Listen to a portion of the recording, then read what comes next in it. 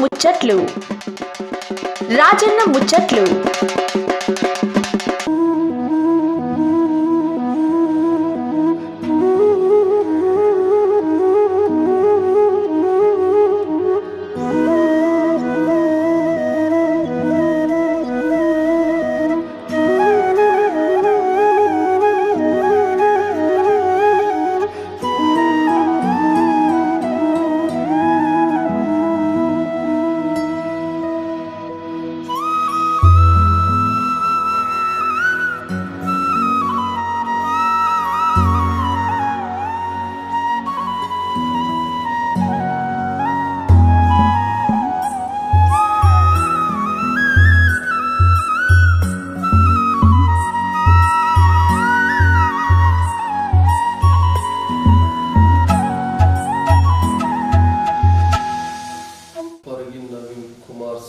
గ్రామం పంచాయతీ చౌడాపూర్.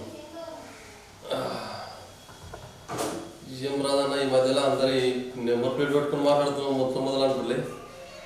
అవును రా, మరి ఏం చూసి ఎక్కడ పోయినా ఇక సర్పంచులు అందరిగా ఇట్లా నేమ్ ప్లేట్ రాసి పెట్టుకుంటారు ఇక మంచిగా తమాషా ముంగట తెలియదు, నీకు ఈజీగా ఉంటుంది కదా.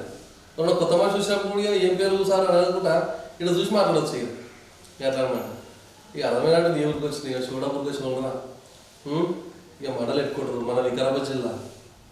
ఇక మండలి ఎట్టుకుంటారు ఫస్ట్ మన కొత్త మండలికి కొత్త సర్పంచ్. అన్న పేరు నవీన్ కుమార్. పిట్టేసినది కూతురు పెద్ద అన్నట్టు చిన్న వయసు అన్నది. కుర్రాకంలాగా మంచిగా తమాషా ఎర్ర చిన్నలాగా. ఇక ఏం చేస్తుంది ఏం కథ అవన్నీ అడిగి తెలుసుకోవాలి. వాళ్ళు బాగున్నాయి. మీ ఊరికి వచ్చిన విషయానికి సూర్య అన్ని చెప్పాలి ఖరాబ్ ఉన్నాయి. మనిషి చూస్తే బాగా వస్తున్నావు. సూర్యదమా నేనైతే తెలుసుకోవచ్చు మీ గురించి. మా వ్యూవర్స్ చెప్పాలి చెప్తాను. అందరికీ నమస్కారం. నా పేరు పరిగి నవీన్ కుమార్. నేను డిగ్రీ చదువుకున్నా.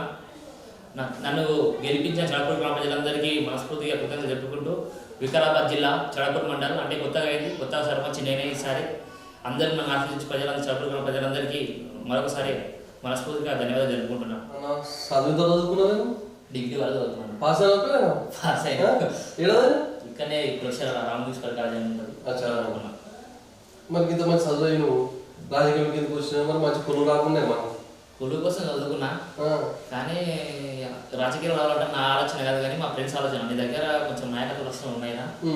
నేను హైదరాబాద్ ఉంటే నన్ను పిలిపించారు. పిలిపించి మా ఫ్రెండ్స్ అంటే కొంతమంది ఉంటారు, గోపాలన్న, బాలన్న, కొంతమంది నరేష్, వినయ్ అన్న, మణికంఠ అంటారు. వాళ్ళందరూ ఏం చేసిందంటే, నువ్వు బాగా మంచి ఉంటావురా, నువ్వైతే ఏదైనా అందరం ఉండి కలిసి ఉండి ఒక్క నుండి కలిస్తే మన గ్రామాన్ని మన ఊరిని అభివృద్ధి చేసుకుందాం. ఇంతకుముందు పెద్ద మనుషులు వాళ్ళు ఇష్టం వచ్చి చేసుకుంటూ వాళ్ళు దోచుకున్నారు. మనం న్యాయంగా అందరికీ ఖచ్చితంగా న్యాయం చేసి మన ఊరు అభివృద్ధి చేసుకుందాం అని ఒక ఆలోచనతో ఇందరికి వచ్చిన అందరు. అది మా చడపూర్ గ్రామ ప్రజలందరూ మా మమ్మీ మాకు మంచి అవకాశం కల్పించింది. అందరికీ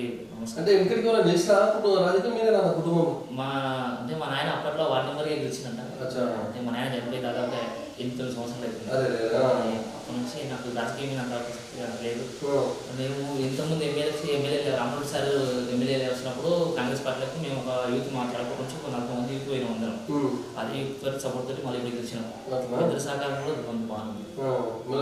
ఎమ్మెల్యే సార్ సహకారంలో చాలా ఎమ్మెల్యే సార్కే నా కోసం బాగా సిద్ధ చేసుకొని ఎమ్మెల్యే సార్ సహకారంతో గెలిచినాం. ఇద్దరు ఒక చెల్లి ఒక తమ్ముడు. చెల్లి పెళ్లి అయిపోయింది, తమ్ముడు బీటెక్ చేస్తుండు మల్లారెడ్డి కాలేజీలో.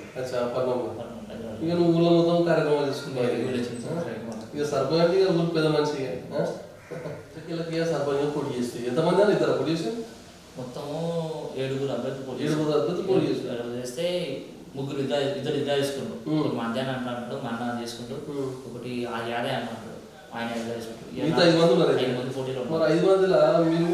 ప్రచారం చేయవచ్చు. ప్రచారం చేసిన సమయంలో ప్రజలు ఏ విధంగా స్పందించిన సమస్యలు చెప్పారని మెయిన్గా వాళ్ళ మురికి కాలం చెప్పిండ్రు, శిశువులు చెప్పిండ్రు, పింఛన్ సమస్యలు చెప్పిండ్రు, వాళ్ళ ఇండ్లు లేవని చెప్పిండ్రు, ప్రధాన సమస్యలు చెప్పారు. ఇంకా మా పరిస్థితులు బాగాలేవు, కొంచెం మా ఇంట్లో నుంచి మార్పు లేదు, మీరు వచ్చినాక కొంచెం మార్పు ఉంటుందని నమ్ముకుంటూ నాకు గెలిపించాను. ఖర్చు ఎంత వచ్చింది?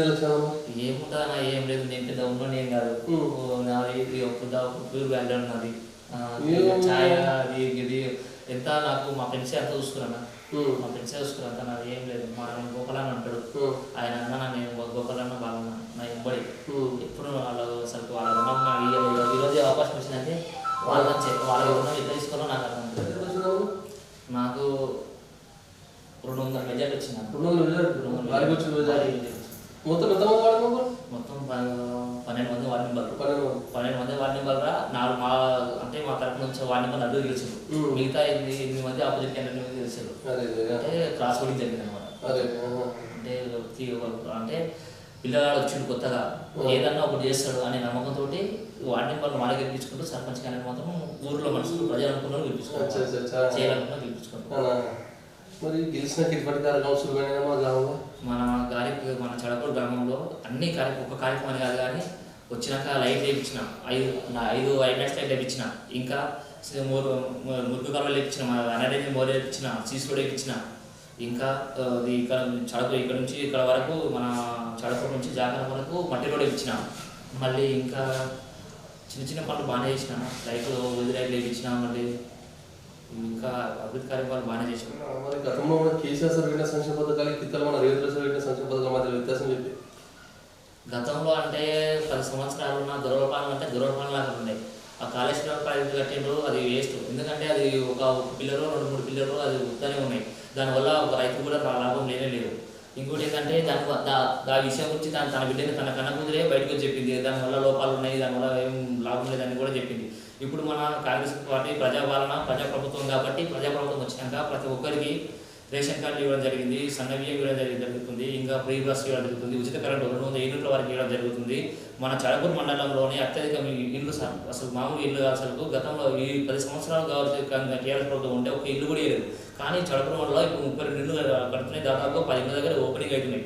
ఇప్పుడు 25 వచ్చినాయి కొత్తగా. ఇప్పుడు మళ్ళీ 2 సెకండ్ విడతలో 25 ఇల్లు, మళ్ళీ ఇంకా కూడా 5 ఇల్లు వచ్చినాయి. మళ్ళీ స్లాబ్ బిల్డింగ్ వరకు మళ్ళీ 3 లక్షలతో మళ్ళీ అవి వస్తున్నాయి. ఇంత మంచి ప్రభుత్వాన్ని మళ్ళీ ప్రజాప్రభుత్వం అనేది ఇంత మంచి ప్రభుత్వం ఉన్నందుకు ప్రతి ఒక్కరు దీనికి కృషి చేయాలని కోరుకుంటున్నాను. మాట్లాడుతాను. మరి ముందు మన గ్రామంలో చేస్తున్న కార్యక్రమాన్ని ముందు ఈ చడపూరు గ్రామానికి నన్ను నమ్మి ఆశీర్వదించారు కాబట్టి నా నమ్మకంతో వాళ్ళకి నేను ఖచ్చితంగా నా 10 అయిపోట్లోపు ఒక మంచి గ్రంథాలయం వేస్తాను. ప్రతి ఒక్కరికి స్పోకెన్ ఇంగ్లీష్ చెప్పిస్తాను. ఎందుకంటే ప్రతి సంవత్సరంలో ప్రతి ఒక్క విద్యార్థికి చదువుంటే ఎక్కడైనా పోయి బతకగలుగుతారు కాబట్టి ప్రతి ఒక్కరికి నేను నా ఉద్దేశం మొత్తం చదువు మీద చూపిస్తాను. కాబట్టి ఒక మంచి లైబ్రరీ నుంచి స్పోకెన్ ఇంగ్లీషు అక్కడ ఈ జాకారం నుంచి చడపూరు వరకు డబ్బులు కూడా ఇప్పిస్తాను. ఎలక్షన్లో కూడా సార్తో మాట ఇచ్చిన నేను కూడా చెప్పిన, అది ఆల్రెడీ శాంక్షన్ అయింది. 11 కోట్లతోటి అది 6 కూడా శాంక్షన్ అయింది. అది త్వరలోనే శంకుస్థాపన చేస్తాను కూడా సార్ చెప్పిండు. ఇంకోటి అక్కడ 30 పడకతో హాస్పిటల్ కూడా ఉంది, దాన్ని కూడా కంప్లీట్ చేపిస్తాను ఖచ్చితంగా.